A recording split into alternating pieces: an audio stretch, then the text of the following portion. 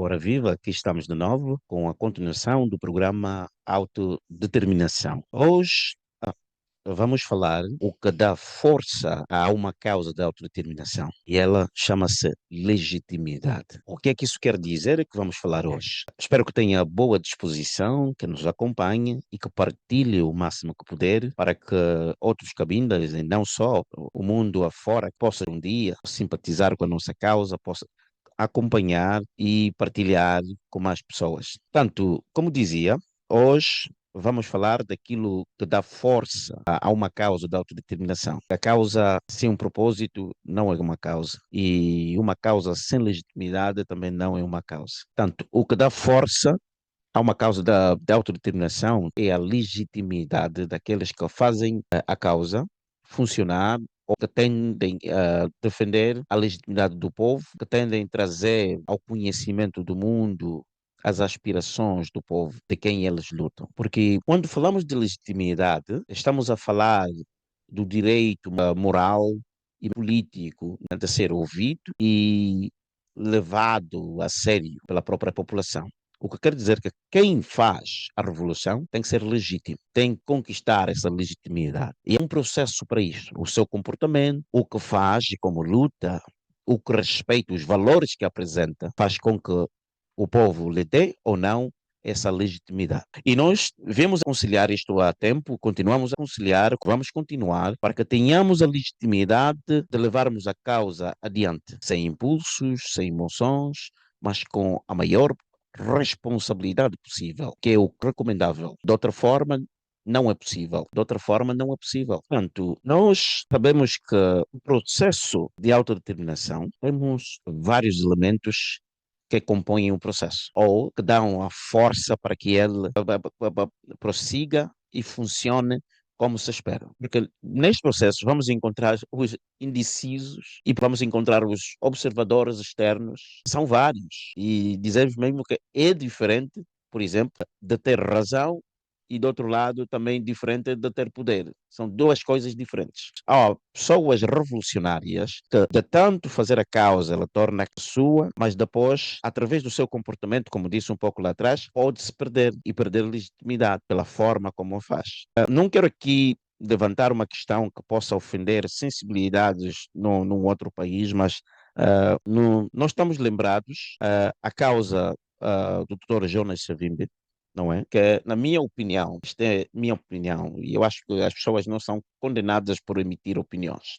A causa era legítima, tudo o que fazia era legítimo, mas há algumas intervenções que advieram dele, prejudicaram a missão, prejudicaram de alguma forma a legitimidade. Pese embora a causa ser justa, que hoje viraram profecias lá em Angola, consegue-se ver o que ele defendia e como é que esses princípios, esses valores são violados todos os dias naquele território angolano. Não estou aqui a condenar, é apenas fazer uma observação, porque nós temos que fazer observações, às vezes, as mais honestas possíveis, não é? Para ajudarmos um lado, se calhar, e vermos aqueles que não querem prestar atenção a quem estiver a chamar atenção, ou mesmo tentar aconselhar para tomar uma postura melhor, ou rever o posicionamento para que continue a ganhar ou a agregar a legitimidade do povo. Ok? E vamos falar de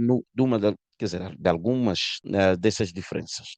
Tanto, eu sempre disse que a legitimidade na prática é o capital político que traduz, digo, eu acho, traduz a confiança, traduz a dúvida para a confiança. E ao mesmo tempo vai reduzir a desconfiança do povo. Por que é que ele está a fazer isso? Qual é a intenção dele?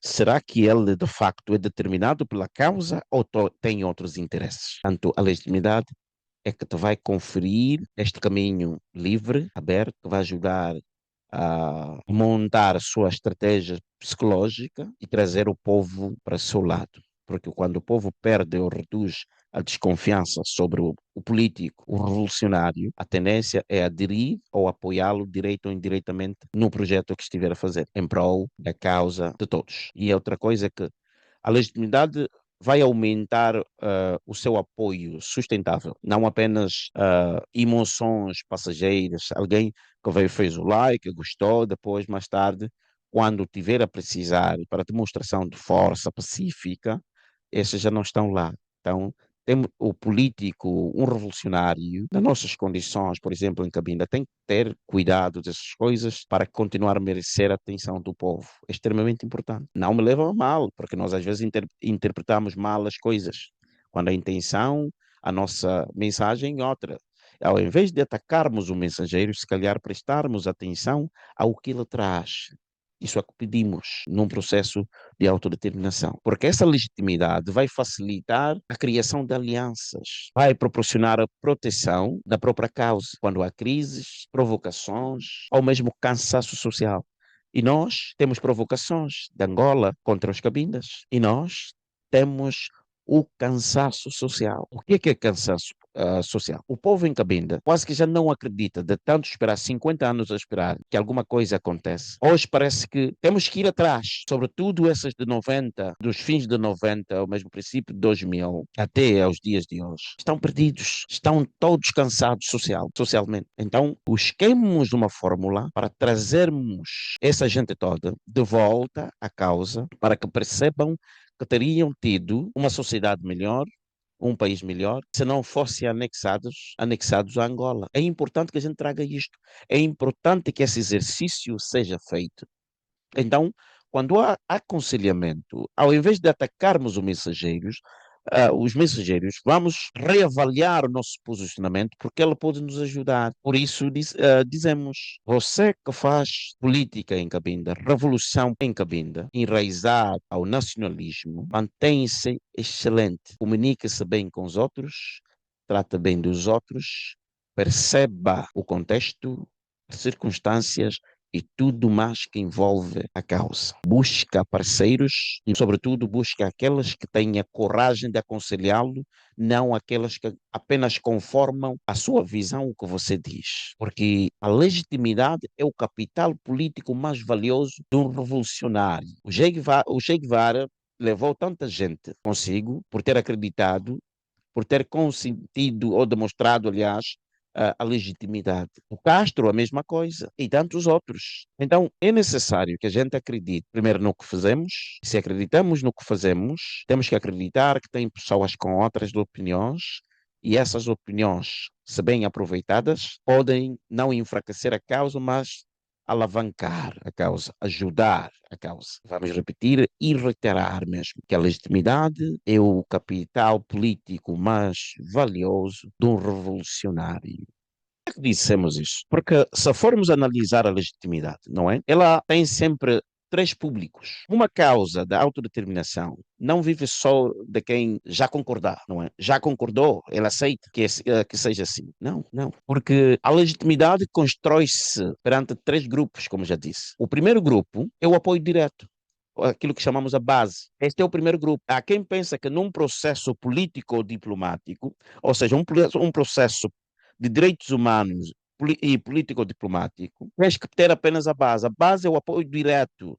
Aquelas pessoas que estão no interior local, que estão aí, que apoiam alguma vez, quando há demonstração pública, saem ou falam, apoiam nas redes sociais e fisicamente. Mas isso não é tudo. Se depender disso só, não é possível fazer a autodeterminação. Não é possível. Para não dizer que não é possível, é extremamente difícil. Por isso é que você é um líder, ou seja, um revolucionário cabindés, nas nossas condições, precisa ter consigo esses três públicos. E a base, é preciso trabalhar a base para continuar a estar a apoiar a causa. Porque, como já dissemos, eles podiam estar cansados, e muitos estão. O que é que a base quer? Ela quer ver coerência, quer ver resultados, quer ver respeito à causa e quer sentir que não está a ser usada. Isto é que a base faz. E a base parece uma flor. Se não permitir que as secas, há uma seca, não sei o que, e tu não vais lá regar para lhe dar a vida, ele vai esmoronando, vai morrendo com o tempo. Portanto, a base tem que ser alimentada e alimenta-se com a ação. Tem que haver ação palpáveis, ações contundentes, porque é o que a base quer ver. Quer ver a sua coerência, por exemplo, quando trata da causa, a coerência. Não miscua com coisas que nada têm a ver com causa. Você se prontificou voluntariou-se a defender a causa, defenda, que eles olharam para ti desde o primeiro momento e eles esperam ações contínuas da sua parte. Isto é o que a legitimidade faz. E para continuar a ter essa legitimidade, requer mesmo essas coisas. Para apresentar resultados, demonstrar respeito à causa e, sobretudo, muito importante, base o povo que esteja no interior, sobretudo, não pode sentir que está a ser usado. É importante. É quem pode ignorar, pensar, não, eu é que faço, eu é que coloco a minha vida à frente. Não. A revolução não é obrigatória para cada um de nós. Quem decide dar coisa, o peito à bala tem que enfrentar. Já não pode dizer que não, eu faço de forma voluntária. Quando já não sentir que tem essa legitimidade, que tem essa coragem para continuar a dar o peito à bala, desista. As pessoas vão compreender, vão entender, mas desista.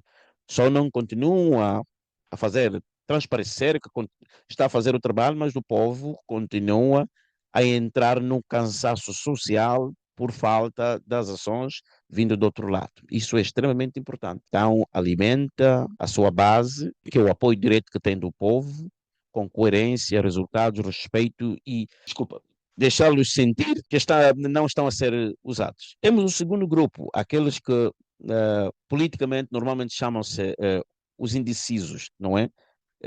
E é uma expressão muito mais conhecida desses indecisos, que são a maioria silenciosa. Parece que não estão lá, parece que não existem, mas elas existem. E esses indecisos, ou essa maioria silenciosa, o que é que querem ver para legitimar um líder ou um fazedor da revolução? Sério. Estes querem ver segurança, querem ver normalidade, querem ver clareza e querem garantias. Por quê? Porque muitos desses indecisos, essa maioria silenciosa, são aqueles que trabalham para o colono. No nosso caso, são aqueles que trabalham para o ou seja, o governo neocolonial de Angola, e ele tem lá algum salário que recebe, tem algumas posições que lhe deram.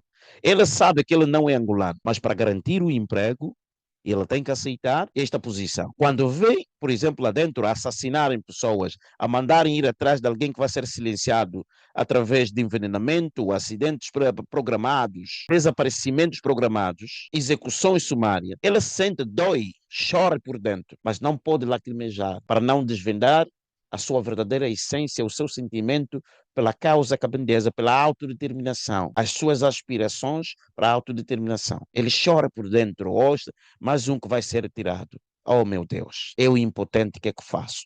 Se me abrir aqui, eu estou no meio de corvos. Sou uma pinta no meio de corvos. Esses vão me devorar. Esses abutres vão me devorar. Então, o que é que ele faz?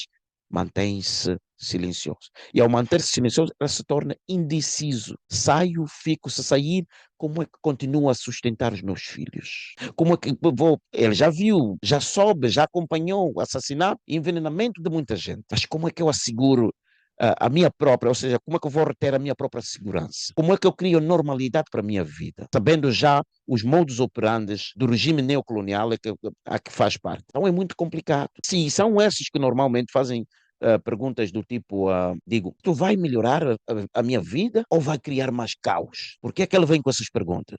De melhorar ou criar mais caos na vida dele? Porque ele está lá dentro. Trabalha para a administração do Estado neocolonial, trabalha numa secção da governação neocolonial, trabalha num banco nacional neocolonial, e ele sabe como é que as pessoas são tiradas do jogo. Então, essa pergunta é quase infalível para essas pessoas que estão indecisas, a tal maioria silenciosa. E o político revolucionário tem que saber buscar, tem que saber ganhar legitimidade desses grupos todos. Os outros estão no exterior. Eles também perguntam-se: eu tenho vontade de me meter, mas este líder é confiável? Essa gente desta vez é séria? Não estaria a colocar a minha cabeça no fogo depois e eles desistirem, ser corrompidos, como os outros já fizeram no passado? Vão cooptar depois, capitular? São várias perguntas que são feitas, quer pelo público no interior, quer na diáspora. Daqui é que para ganhar legitimidade desses grupos todos, há necessidade de um trabalho contínuo e visível do revolucionário. Por isso, há necessidade de combinar os esforços para melhor concessão de uma visão que traga, de facto, felicidade esperado pelo povo. É trabalhando em processos conjuntos, se vai encontrar dificuldade e outra. Os políticos têm que se predispor a encontrar dificuldades nas negociações. Um político revolucionário não pode esperar que tudo corra a seu belo prazer. Tem que aceitar que há pessoas que vão ou poderão ter outras visões e encontrar, sobretudo, criar uma contingência, não é? Para que haja margem de negociação onde você vai ter que conceder uma parte, ceder uma parte e criar um projeto harmônico onde todo mundo trabalha e, de facto, tragam os resultados que o povo espera ver nesse processo de revolução cabindesa. É extremamente importante que se trabalhe com todos e capacidade de encarar dificuldades, mas criar ou reformular os seus posicionamentos para conseguir convencer todos os lados. No fim do dia, o que se quer é que haja harmonia, é que se consiga trabalhar juntos, consiga se desenhar os projetos juntos e avançar. A causa não pode estar estagnada por uma visão única, porque alguém não pode ceder, não pode conceder. Políticos revolucionários, mais ainda do que políticos normais, já de um Estado constituído, não podem e não devem ter uma pele fina. Não podem ter uma pele fina que se elege por tudo e por nada. É extremamente importante criar a dureza da pele, a espécie de um elefante, de uma coisa, de uma gorilha que temos tanto em Cabinda, para vencer as dificuldades e projetar um amanhã revolucionário que o povo de facto aplauda e que busque soluções para o tão esperado referendo. Para terminar, observação. Eu falei de três, falei de duas, penso. O terceiro. O terceiro grupo é o exterior. Quem é o exterior? O exterior envolve entes como a mídia, os possíveis parceiros estratégicos futuros, as várias organizações locais e internacionais, a academia, os diplomatas. Vamos encontrar esses grupos todos nos corpos diplomáticos acreditados em vários estados. Esses normalmente olham os padrões, ou seja, olham para os padrões, analisam as pessoas que estão a fazer essa revolução, analisam a estabilidade, os direitos que esses elementos defendem e que não querem violar, linguagem responsável que advém dessa gente. E quando falamos de linguagem responsável, refiro-me a uma linguagem diplomática, convincente. Consistência nunca faz. Isso parte desde o oratório, processos, comportamentos e até mesmo a vivência. No fim, também, a capacidade institucional. Criou uma instituição, e observação aqui, uma instituição revolucionária não precisa de credenciais de ninguém. Não há aqui, porque o governo, o Estado ocupante é que tem que ou não licenciar-te para fazer a revolução. Não, não existe. A licença para a revolução, para tornar uma instituição de revolução a autodeterminação, a sua capacidade patriótica, a sua compreensão patriótica, a sua educação patriótica, que te leva a envolver-se nessa causa e dizer que não, chega, agora também vou me meter nisto, vou dar sequência lá onde os outros deixaram. Ou vou ao encontro dos outros, saber até onde estão, vamos trabalhar juntos e vamos avançar. É a única licença que você trata. É a única forma que você trata de licença. Não é uma instituição de um Estado constituído, ocupante, que te venha aprovar ou não. É um erro quem pensa que tem que criar a organização, depois dar a conhecer coisa ao governo ocupante para coisa nos acreditar. Não, não, não, não, porque senão não é uma revolução. Se esperar a aprovação de quem te ocupa, e nós, os cabinas, temos exemplos de sobra. Vamos, nos últimos tempos, vamos falar de um Palabanda. Então, de um Palabanda. Porque dependemos, se Palabanda não tivesse o vínculo oficial que dependesse do Estado constituído, ocupante, forasteiro, até hoje o Palabanda teria a mesma força. Porque a única aprovação, a única licença que o Palabanda queria ou precisava era o povo. Só era o povo. Nós miscuímos o povo e o governo ocupante. O Estado ocupante o que é que faz? Inviabiliza, silencia, tira do jogo. Que não é fácil estomagar que alguém amanhã vai tirar isto como nós tiramos do nosso colono. O neocolonizador chega a ser mais perigoso do que o próprio colono, do que o primeiro colono. Portanto, daqui dissemos que se um político revolucionário falha com um destes públicos que eu mencionei, a causa da autodeterminação perde força, mesmo que tenha uma boa história para contar. E nós temos uma história não só boa, mas forte para contar no palco internacional. E temos dito que o dia que os políticos revolucionários cabindeses conseguirem levar a esta causa da autodeterminação diante da comunidade internacional para falar em pé de igualdade com os angolanos, a vitória nunca esteve tão clara. A vitória nunca esteve tão clara. Lembram-se que a partir de 51, Portugal começou a tentar fazer o processo de autodeterminação de Angola. Teve várias dificuldades, porque sempre que fosse lá tentava incluir Cabinda. Teve dificuldades. Daí que em 51 volta, começa a criar projetos de leis, decretos domésticos para convencer a comunidade internacional que Cabinda era parte integrante de Angola. Nós temos esses documentos todos, esses decretos, esses projetos de lei, temos todos. Não tarde vamos trazer aqui, primeiro vamos fazer a leitura, depois vamos apresentar o que aquilo de facto fez no processo e para facilitar Portugal ter que dar entradas expressas, depois ser aceite a descolonização de Angola com a integração de Cabinda nela, porque já teve dificuldades, foram várias vezes, tanto é que passou-se um decreto onde Portugal não conseguia conformar o artigo 73E das Nações Unidas. Então, repito, quando um político revolucionário falha com um desses três grupos que mencionei e falei aqui, a causa da autodeterminação perde a sua força, mesmo que tenhamos uma história forte para contar. Então, trabalhemos juntos. Desculpa lá se foi longo, a intenção não era que ele fosse longo, era manter nos padrões que combinamos para continuar a suscitar interesse, porque notamos que quando é longo as pessoas não querem nem acompanhar, nem se informar. Então, faça-nos o favor, se não for pedir demais, partilhe quanto for possível, quantas vezes for possível, para que muita gente ou outras pessoas tenham acesso a essa informação. Tenham dito, muito obrigado. E mais um programa sobre a autodeterminação do povo de Cabinda. E amanhã tem mais um programa. Até já. Tchau, tchau.